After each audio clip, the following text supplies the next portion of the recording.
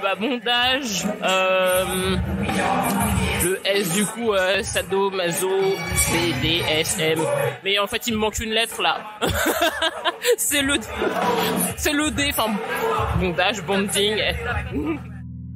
Hello et bienvenue dans cette deuxième partie de cet épisode hors série qui couvre l'événement Fever Talk Festival Amour et Plaisir, une journée entièrement consacrée à l'amour, au plaisir et à la sexualité.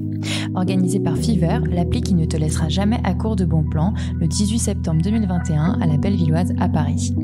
Dans cette deuxième partie, on découvre des témoignages, avis, présentations et même lectures de personnes qui ont participé à l'événement. Les thématiques abordées sont les tant attendus ateliers sur le BDSM animés par Valérie Tasso, mais aussi l'atelier DIY proposé par le collectif Junon ou encore des réflexions avant et après la dernière conférence de la journée, 7 choses à savoir sur l'orgasme féminin, animé par Clémence Linard, sexothérapeute. C'est un voyage au cœur du plaisir sous forme de cours de rattrapage en anatomie pour permettre à chacune de prendre le pouvoir sur sa sexualité. Je profite de cette intro pour rappeler qu'il y a un petit cadeau à la fin de cet épisode à écouter jusqu'au bout, du coup. Donc, si tu as aimé cet épisode, tu peux me mettre 5 étoiles sur Apple Podcast et même un petit commentaire que je lirai avec plaisir et également t'abonner sur toute autre chaîne d'écoute. J'en profite également pour remercier toutes les personnes qui sont venues me voir pendant cet événement. Plein de curiosité, de superbes questions et de bienveillance, sauf un petit mansplaining classique que je partagerai peut-être un jour. Bref, merci également à Panthéa et Amélie et toute l'équipe de Fever pour votre disponibilité et l'organisation de cet événement qui n'était que le premier, j'espère. Merci à la Musardine, aux éditions Kiwi et aux éditions Marabout pour leur confiance. Et surtout, un grand merci à Paul et Chloé de m'avoir épaulé, soutenu et en fait travaillé bénévolement pour Talku pour cet événement. Bref, je crois que cette introduction a été assez longue. Très bonne écoute. Je vous demandais si vous avez déjà essayé des trucs BDSM ou pas? Bah écoute, moi un petit peu, mais c'était vraiment très léger, genre attacher les poignets ou voilà quoi, tout ça.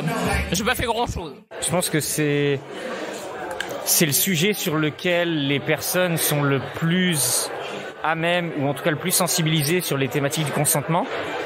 Donc c'est intéressant d'aborder ça. Et sur le BDSM, il y a 2 images, mais moi je le vois beaucoup dans du jeu de rôle et dans de l'exploration de fantasmes. T'as pas mal de choses aussi qui sont très carrées, très encadrées, parce qu'étant donné qu'on est dans des pratiques qui sont parfois socialement pas acceptables ou qui sont physiquement dangereuses. Si on prend par exemple tout ce qui est genre étranglement ou asphyxie, toutes les pratiques d'asphyxie sont hyper dangereuses et c'est pour ça qu'il doit y avoir, faut en parler beaucoup.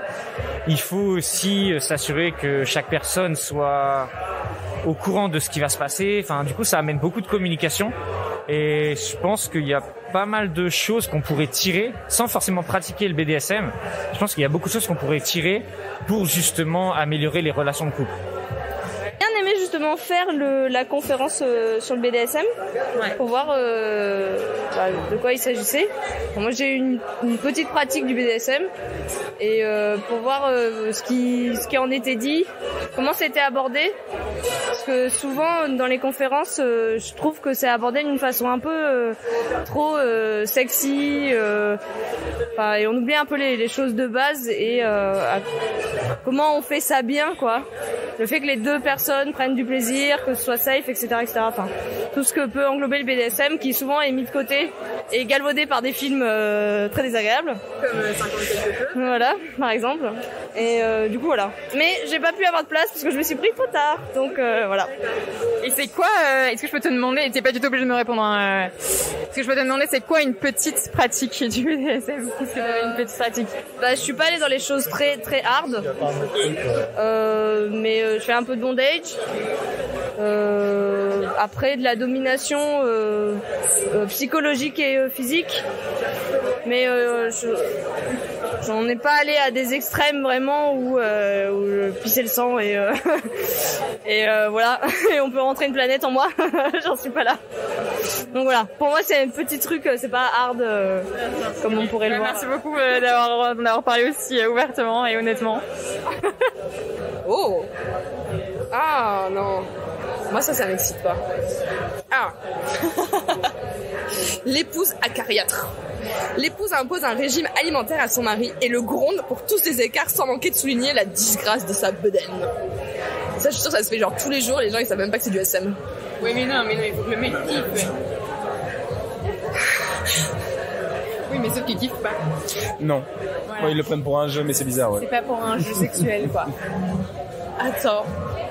La maîtresse d'école, ah ouais, alors ça c'est la frustration. Non, mais le mieux quand même c'était l'enlainage. Ah non. Alors, déculotté contre un rocher, votre soumis n'attend plus que votre courroux. Je te fais passer pour un entraîneur et tu lui forces à faire glacé suivi d'un 50 squats, 50 cuir de votre ceinture. Tu lui dis que les pinces de crabe qu'on trouve un peu partout sur les côtes peuvent venir égratigner tétons et testicules. T'imagines? Et tu prends un crabe vivant et là tu le mets, t'excites un peu le crabe, genre tu le secoues un peu dans tous les sens et après genre tu le lances sur ton mec. Oh, la protection animalière sur le dos, mais bon. Brigitte Bardot qui débarque, il dit c'est quoi ce bordel? Merci pour cette belle lecture d'extrait de Oser 50 scénarios SM d'Octavie Delvaux de la maison d'édition La Musardine. Les commentaires étaient sympas aussi. Mais pour rappel, du coup, le BDSM veut dire bondage, discipline et domination. Et pour le SM, c'est sadomasochisme. Alors on pourra rentrer un peu plus dans les détails, évidemment. Juste le bondage, c'est tout ce qui est l'art d'attacher son partenaire ou de se faire attacher rapidement. Ce sont des pratiques que vous pouvez essayer, mais tout en douceur, en vous renseignant et en parlant avec votre partenaire, évidemment. Il y a des pratiques simples à essayer, d'autres qui nécessitent vraiment des connaissances, des compétences, des mesures de sécurité. Bref, la communication avant tout, pas de risque d'inutile, le plaisir avant tout. Je vous invite également à contacter Tolku si vous avez des questions que l'on pourra aborder plus en détail sur tous ces sujets passionnants. Et je vous laisse avec la suite de ce micro-trottoir pour Fever sur le sujet des sextoys avec la sympathique participation de Quentin Bent, manager France de la marque Lelo, qui nous explique beaucoup de choses très intéressantes. Je connais des sextoys, j'en ai quelques-uns chez moi. Ok. Voilà. Comment t'as découvert Au fur et à mesure de mes partenaires, que ce soit fille ou gars, ça m'a ouvert sur certaines possibilités. Et voilà. Et après, j'ai testé des choses avec des fois des grandes déceptions et des moments où tu reçois quelque chose et t'as pas forcément fait attention à la taille ou à la forme. Enfin, voilà, ce genre de choses un peu gênantes où tu fais je pensais pas à ça. Et ça devient une blague entre potes au final. Mais c'est pour ça que tu vas à la conférence de plaisir. Oui, pour voir si je peux apprendre des choses d'une part, et puis peut-être voir aussi ce qu'il y a maintenant de nouveau là-dedans. Ça peut être intéressant aussi, quoi. Tu connaissais déjà les... Non, pas du tout. Pour le coup, c'est la première fois que j'entends parler de la marque. Voilà. Tu fais un sauna normal. Ouais. C'est la seule différence entre le crew et le patron. C'est vraiment très spécifique. Oui, alors je pense que là, vous m'avez perdu dans la métaphore du moteur, là. C'est simplement que quand vous avez... La métaphore du moteur au moment de l'orgasme. Si j'appuie comme ça, touche, il vibre plus. Je lâche, il vibre. Le cruise, lui, continue à vibrer même quand j'appuie. D'accord. Ok. Je suis Quentin Benz, je suis manager France de Lelo depuis 2015. Et Lelo, c'est une marque suédoise qui existe depuis 2003 et qui a comme concept ou comme mantra de proposer des produits non réalistes, design et avec de la technologie différenciante. On n'y arrive pas toujours, mais c'est ce qu'on essaye de faire. Aujourd'hui, en fait, on présente les différents produits plutôt sur la gamme sans contact. Même si l'on a d'autres sextoys qui complètent la gamme en entier, on a plutôt cette gamme-là. Donc les gens viennent par curiosité, souvent par comparaison avec Womanizer, qui est notre concurrent et néanmoins ami, et pour essayer de comprendre finalement les différentes subtilités qu'on peut avoir entre un sauna 2, le Scylla, pourquoi la bouche a telle forme, telle taille, etc. Donc c'est plutôt des questions un peu techniques, et après on a des questions très spécifiques qui sont: je ne connais rien de sextoy, qu'est-ce que vous me conseillez? Alors c'est souvent plus difficile de répondre à des questions très ouvertes, mais ce qui est intéressant, et c'est pour ça que j'aime bien ce genre d'événement, c'est que quelle que soit l'issue de la conversation, que ce soit une vente ou simplement un conseil, si demain une personne se dit « Tiens, j'aimerais bien un sextoy », la première chose à laquelle ils vont penser, c'est Lelo. Parce qu'on est là. Voilà, parce qu'on est là pour justement les aider. Et je suis pas forcément là pour leur vendre quelque chose. Je suis là pour leur expliquer pourquoi utiliser un sextoy dans sa vie, c'est pas simplement quand on a la misère sexuelle, c'est parce que c'est un accessoire, comme on met de la lingerie pour une femme, comme on met un beau caleçon pour un gars, ou peu importe, ou qu'on met un beau costard pour un gars, c'est un accessoire qui va permettre d'agrémenter ou d'augmenter le jeu. Donc c'est principalement ce sur quoi on me pose des questions. Et justement sur les stimulateurs prostatiques, non, justement sur les prostatiques et sur les masturbateurs, je crois que vous en avez aussi. Comment ça se passe sur la pédagogie autour de ça? Est-ce que c'est pas encore plus tabou justement? Enfin moi j'avais vraiment cette impression-là à ma petite échelle, pour les expliquer, pour les vendre. Est-ce qu'il y a plus ou moins d'intérêt? Comment ça se passe au niveau de... Alors chez Lelo, la partie homme, que ce soit prostate, ou cock ring ou masturbateur, est relativement récente par rapport à l'ensemble de l'historique de Lelo. On s'est beaucoup focalisé sur la femme ou le couple, très peu sur l'homme. Cependant, on s'y est intéressé. On a commencé par les masseurs prostatiques et ensuite par les masturbateurs. Sur la partie prostatique, en fait, il y a deux camps. Il y a Team Prostate et jamais. Et j'ai remarqué en faisant un petit peu, pas forcément une étude, mais en tout cas une analyse des ventes, c'est que en fait on a une vraie barrière, c'est 40-45 ans. Après la première, c'est le toucher rectal pour le cancer de la prostate. Mais non. Et souvent après, on a beaucoup de clients qui ont 45-50 ans et qui n'ont aucun problème avec la stimulation prostatique. En dessous, c'est très marqué entre jamais et on est partant. Et tous les clichés. Et tous les clichés, je suis pas gay, tu me mettras jamais un doigt dans le cul, peu importe. Et en fait, ce tabou-là, on peut pas le combattre.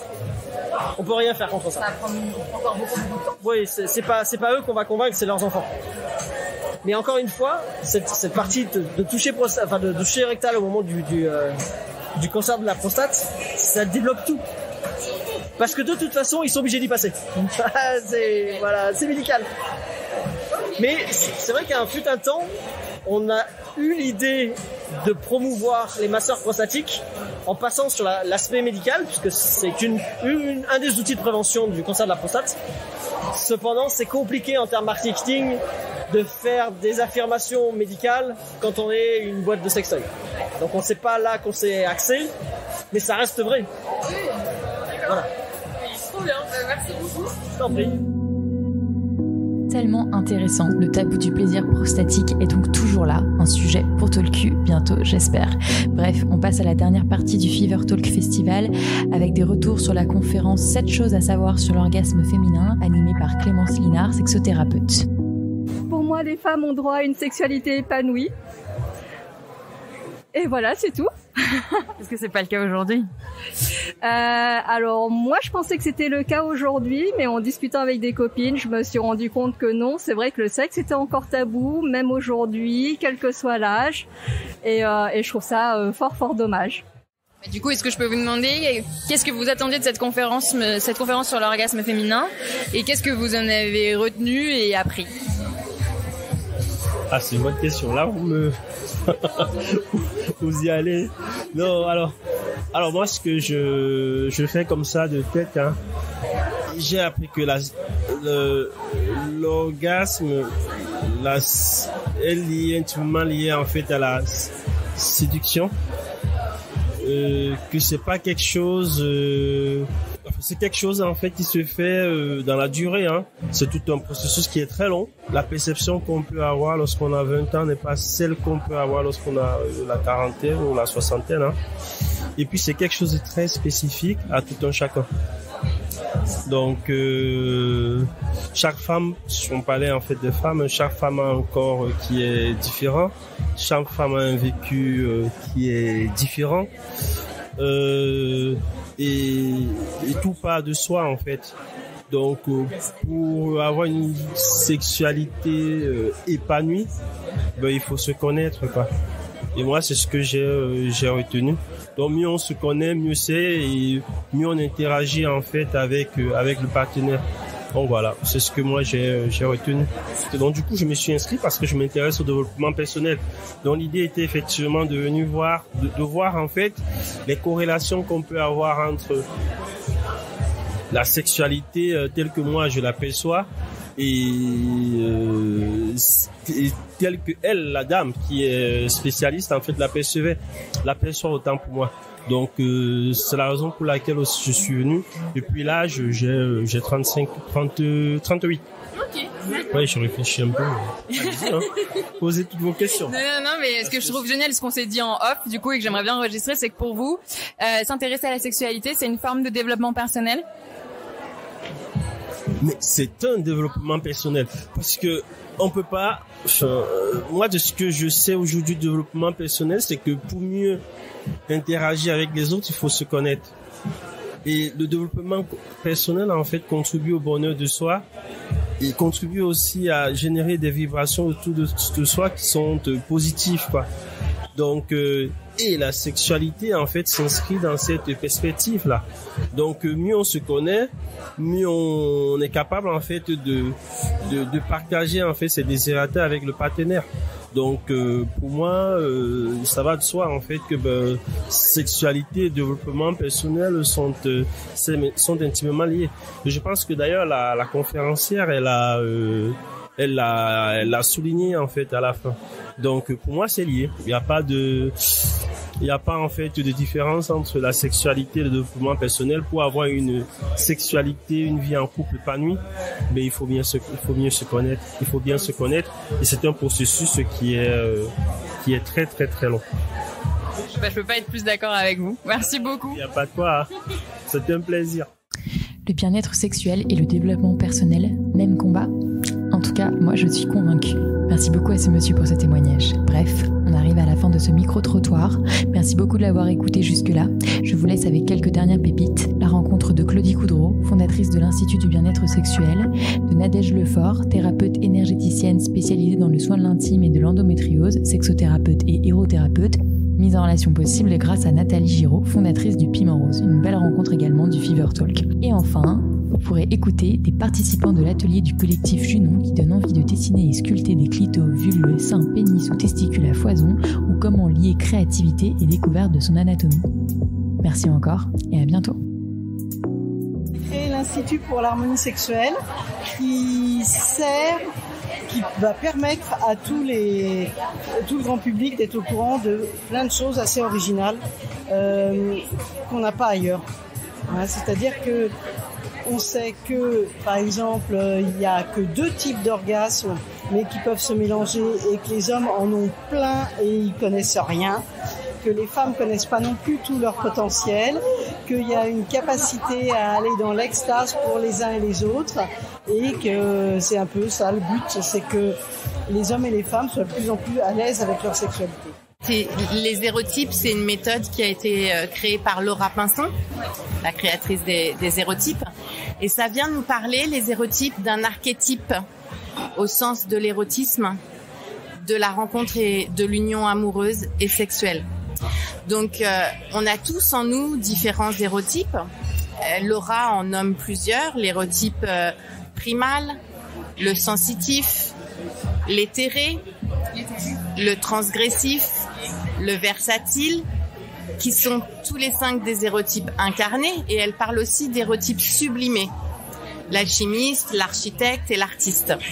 Dans nos hérotypes incarnés, on a souvent un hérotype dominant. Par exemple, la caricature voudrait que l'homme soit plutôt primal et la femme plutôt sensitive.